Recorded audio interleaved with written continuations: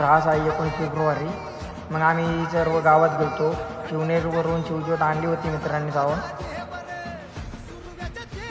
तर दुपारच्या टायमाला पोरं आली घरी, बोलली चल स्टिंग पाच. मग स्टिंग प्यायला गेलो गावात. स्टिंग पिऊन झाल्यावर म्हणलं आता चला घराकडे जाऊ.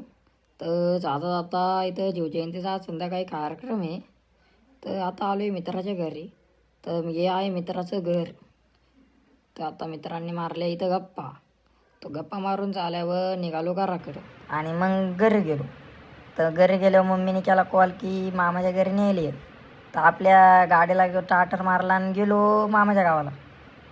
मम्मीला घेऊन आल्यावर म्हणलं आता गावात जाऊ, टाईम झाला आहे.